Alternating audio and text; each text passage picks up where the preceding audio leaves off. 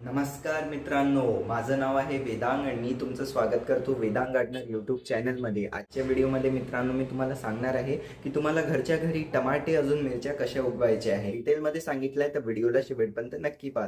चला आपण व्हिडिओला सुरू करूया. सगळ्यात पहिले पाहून घेऊ मित्रांनो की आपल्याला टमाटे कसे उगवायचे आहे. दाबून द्याल. सगळ्यात पहिले आपण याचा बेस्ट सीझन पाहू तर ऑक्टोबर ते फेब्रुवारी याला उगवण्याचा सगळ्यात बेस्ट सीझन आहे. या सीझनमध्ये तुम्हाला उगवायला पाहिजे. जून जुलै पण एक सीझन आहे, पण याच्यात हार्वेस्ट वगैरे थोडी कमी मिळते. आणि मार्च अजून मेचा जो महिना असतो याच्यात तर तुम्हाला अजिबात उगवायला नाही पाहिजे. याच्यात खूप जास्त ऊन असते आपल्या महाराष्ट्रामध्ये, तर जे टमाटरचे रोपं असतात ते चांगल्याने उगत नाही. अजून याला 18 ते 30 डिग्री लागते. अजून 35च्या वर टेम्परेचर पोचलं तर याच्यात फ्लावर ड्रॉपचा प्रॉब्लेम होतो, तर ते एक थोडीशी काळजी घ्यावी लागते. अजून 12च्या खाली टेम्परेचर झालं तर मग जे आपली झाडाची वाढ असते ती खूप हळूहळू होते. स्लो ग्रोथचा प्रॉब्लेम आपल्या झाडामध्ये दिसते. अजून मग याचं जे सीड्स आहे मित्रांनो, स्टार्ट करण्याचं बेस्ट सीझन ऑक्टोबर आहे. पण जसं आता नोव्हेंबर फेब्रुवारी डिसेंबर जे सुरू आहे फेब्रुवारीपर्यंत, तेव्हाही तुम्ही उगवलं तरी चालेल. पण समजा सगळ्यात बेस्ट सीझन पाहिजे असेल तर ते ऑक्टोबर आहे. ऑक्टोबरमध्ये तुम्हाला याचे बिया लावून द्यायला पाहिजे, जेणे की हे झाड खूप चांगल्याने उगेल. अजून जास्तीत जास्त हार्वेस्ट तुम्हाला झाडाकडनं मिळेल. आणि याला ट्रान्सप्लांट तुम्हाला 25 ते 30 दिवसात करायचं असते. याच्यासाठी जे पॉट्स वगैरे तुम्हाला घ्यायचे आहे ते 12 ते 15 इंचेचे घ्यायचे आहे. मी आत्ता लहान याच्यासाठी घेतले आहे, कारण मी याच्यात रोपं पहिले तयार करेल आणि मग त्यांना मी नवीन पॉटमध्ये ट्रान्सप्लांट करेल. तर हे अशा प्रकारे तुम्हाला रोपं घ्यायचे आहे. आणि ते मागे तुम्हाला एक प्लास्टिकच्या पॉलिथिनमध्ये मी सीड्स दाखवले, ते कंपनीचे सीड्स होते. म्हणजे कोणत्याही ॲग्रिकल्चर शॉप किंवा कुठे पण तुम्हाला सीड शॉपवर ते मिळून जातील. तर ते जे सीड्स असतात ते पण घेऊ शकता. ते कसं हार्वेस्ट वगैरे जास्त मिळते, जर्मिनेशन रेट त्या सीड्सची जास्त असते. पण जसे हे घरचे टमाटर पण मी तुम्हाला उगवून दाखवत आहे, ते घरचे टमाटर पण फार छान असतात. यांनी पण टमाटर नक्की उगतात. फक्त एक आहे की हार्वेस्ट वगैरे थोडी कमी मिळू शकते.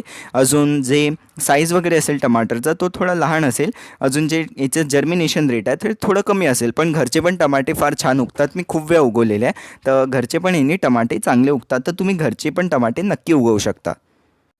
याला तुम्हाला फुल सनमध्येच ठेवायला पाहिजे. आता याची पॉटिंग मिक्स कशी बनवायची असते, 40% जी नॉर्मल काळी माती आहे ती घ्यायची आहे. 30% कंपोस्ट किंवा वर्मी कंपोस्ट, म्हणजे किचन वेस्ट कंपोस्ट किंवा वर्मी कंपोस्ट घ्यायचं आहे. दोघांवर डिटेलमध्ये व्हिडिओ टाकला आहे चॅनलवर, तर नक्की पहा. ते दोघांपैकी कोणतेही एक घ्यायचं आहे. आणि 20% तुम्हाला सँड घ्यायची आहे. अजून 5% तुम्हाला जे नीम केक आहे, नीमची खल्ली, त्याच्यावर व्हिडिओ टाकला आहे चॅनलवर, नक्की पहा. अजून जे शेणखत आहे 5% ते घ्यायचं आहे. याचं सगळ्यांचं चांगल्याने मिक्स करायचं आहे आणि हे पॉटिंग मिक्स तुमच्या झाडासाठी तुम्हाला वापरायचं आहे. मग जसं सांगितलं, तुम्ही मार्केटचे बिया पण घेऊ शकता किंवा आपले किचनचे जे टमाटर असतात ते पण वापरू शकता. तर त्याच्यासाठी काय करायचं आहे, जे तुम्हाला कोणतं पण एक चांगलं टमाटर घेऊन जायचं आहे, जे की पूर्ण चांगल्याने मोठं झालेलं असेल. पूर्ण लाल टमाटर घेऊन घ्यायचं आहे, एक चांगला हेल्दी टमाटर. अजून मग त्याला जी व्हेरायटी आहे मित्रांनो, जे गावरानी टमाटर असतात ते तुम्ही उगवायला पाहिजे. ते खूप सोपी असतात उगवणं. अजून त्यांना केअर टिप्स वगैरे पण कमी लागतात. तर जे गावरानी टमाटर आहे ते तुम्हाला प्रेफर करायला पाहिजे.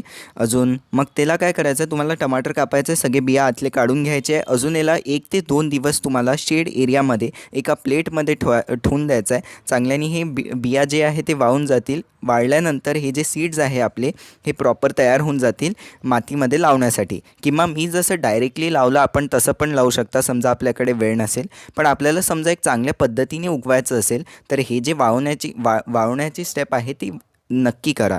सीड्स ड्राय करून करण्याने याला फंगस नाही लागत आणि हे चांगल्याने उगतात आणि जर्मिनेशन रेट आपल्याला खूप जास्त मिळते. याला उगवताना डायरेक्टली मातीत टाकायचं आहे. सीड्समध्ये गॅप ठेवायचं आहे. अजून जास्त मातीच्या आतमध्ये बियांना नाही दाबायचं आहे. हलकीशी माती टाकायचं आहे आणि जास्त पाणी नाही टाकायचं. हलकं स्प्रेनी पाणी याला मारत राहायचं आहे आणि हे पण असे उगून जातील काही दिवसातच.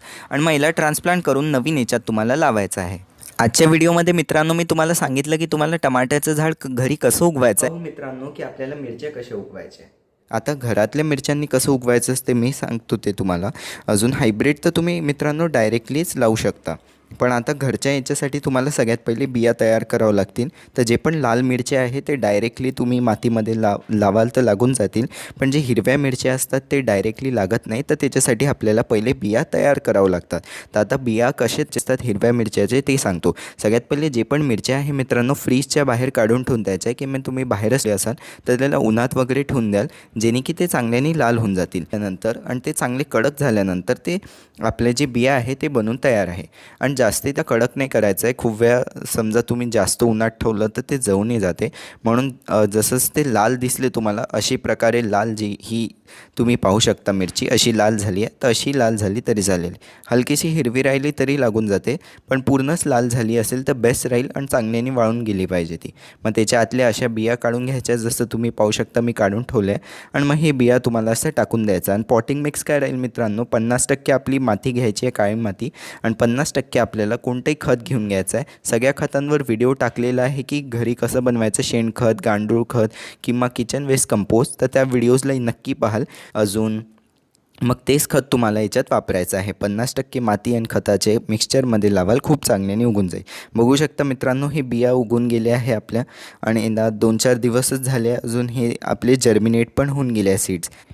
आता मिरचीच्या झाडाला कोणत्या कोणत्या सीझनमध्ये लावू शकता तुम्ही ते बघून घेऊ. याला जून जुलैमध्ये लावू शकता, अजून ऑगस्ट नोव्हेंबर, अजून जानेवारी फेब्रुवारी, हे बेस्ट सीझन्स आहे. बेस्ट याच्यातलं जून जुलै राहील. आणि आता पाहू शकता मित्रांनो की जे टमाटरचे लहान लहान रोपं तयार केले होते आपण, तर ते टमाटे अजून मिरच्याचे जे रोपं आहे ते चांगली लेंथ झाल्यानंतर त्यांना तुम्हाला वेगळ्या वेगळ्या कुंड्यांमध्ये, जसं मी लावून ठेवलेलं आहे व्हिडिओमध्ये जसं पाहू शकता तसं तुम्हाला लावून द्यायचं आहे. 25 ते 30 दिवस किंवा 1 महिना. जसंच त्याची चांगली लेंथ झाली 1 महिन्यानंतर तुम्हाला त्याला काढून वेगळ्या वेगळ्या कुंड्यांमध्ये चांगल्याने लावून द्यायचं आहे. फक्त एक काळजी घ्यायची आहे की रोपांचे जास्त मुळं नाही तुटले पाहिजे, त्याची एक काळजी घ्यायची आणि त्यांना लावून द्यायचं आहे.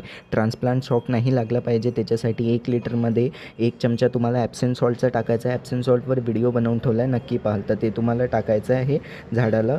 जसंच त्याची लागवड कराल तर मग त्याच्यानंतर त्याला ट्रान्सप्लांट शॉक किंवा रिपोर्टिंग शॉक नाही लागणार. आणि मग झाईम फर्टिलायझर, मस्टर्ड केक फर्टिलायझर, हे सगळे खतं तुम्हाला वापरायचे आहे. चॅनलवर डिटेलमध्ये सगळ्यांवर व्हिडिओ बनवून ठेवला आहे, तर ती खताची प्लेलिस्ट मी तुम्हाला एंड स्क्रीनवर देऊन देईल. तर त्या खताच्या प्लेलिस्टला नक्की पाहाल, त्याच्यात सगळे खतं सांगितले तुमच्या या झाडाला टाकायचे. तर हे आपले बियांपासून तयार केलेले टमाटर अजून मिरच्याचे झाडं आहे, जे मी तुम्हाला दाखवत आहे. तर अशा प्रकारे मित्रांनो आपल्याला टमाटे अजून मिरच्या घरच्या घरी उगवायचे आहे. तर कसा वाटला व्हिडिओ आवडले असल्यास व्हिडिओला लाईक करा, शेअर करा, माझ्या चॅनलला सबस्क्राईब करून बेल आयकन नक्की दाबून द्या. अजून मित्रांनो आता खताची प्लेलिस्ट आणि बाकी पण व्हिडिओज तुम्हाला येत असतील त्याला क्लिक करून नक्की पहा. इकडे खताची प्लेलिस्ट येत असेल, त्याच्यात मी खूप चांगले ऑर्गॅनिक फर्टिलायझर सांगून ठेवले आहे, तर या प्लेलिस्टला क्लिक करून नक्की पहा. व्हॉट्सअपचा ग्रुप नक्की जॉईन करा, लिंक कमेंट डिस्क्रिप्शन दोन्ही याच्यात टाकून दिल्या. लिंकला क्लिक करून व्हॉट्सअपच्या ग्रुपमध्ये जॉईन होऊ शकता. आणि झाडासंबंधित काही प्रश्न विचारायचे तर व्हॉट्सअपच्या ग्रुपवर तुम्ही मला विचारू शकता. इंस्टाग्राम, फेसबुकवर फॉलो नक्की करा. धन्यवाद.